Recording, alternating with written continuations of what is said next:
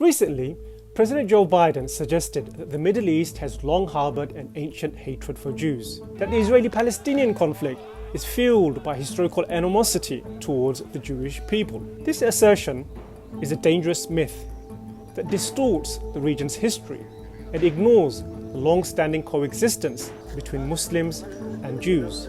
Contrary to Biden's claims, for centuries, Jews found sanctuary and flourished in Muslim-ruled lands, while fellow Jews in Europe, animated by a deep reservoir of anti-Semitism, faced persecution. Since the emergence of Islam in the 7th century, Jewish communities enjoyed a new political environment where they not only survived, but also thrived.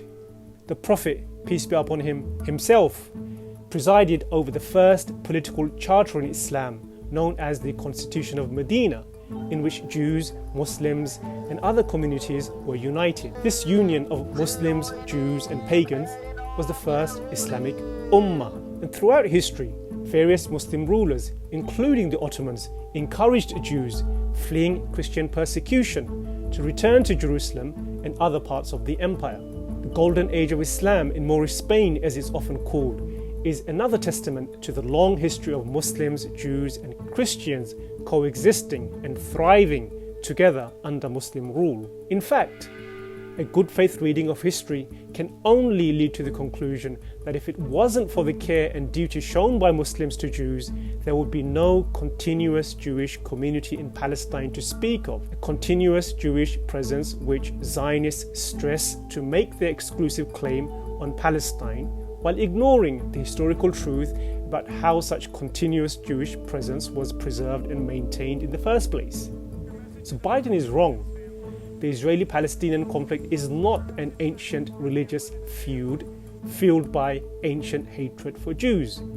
It is an entirely modern political phenomenon rooted in European colonialism. The source of the growing tension between Jews and Arabs and the wider Muslim world is the predictable consequence of the installation of a foreign colonial power in the heart of the Middle East. A power, let's be honest, that has sought to erase Palestine off the map and forcibly displace its indigenous population. The resistance to this colonial enterprise did not stem from an ancient hatred for Jews, as Biden claims, but from a desire to oppose the subjugation and dispossession of the Palestinian people. Prior to the rise of Zionism, the concept of an Arab Jew or a Palestinian Jew was not considered a contradiction in terms, as Jewish communities had thrived in the Arab world for centuries.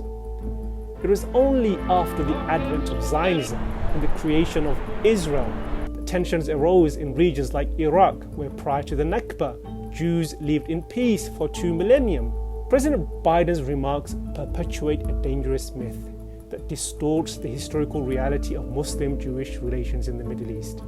His erasure of the long history of coexistence and mutual respect between these two communities has one aim and one aim only, and that is to justify Israel's ongoing genocide in Gaza.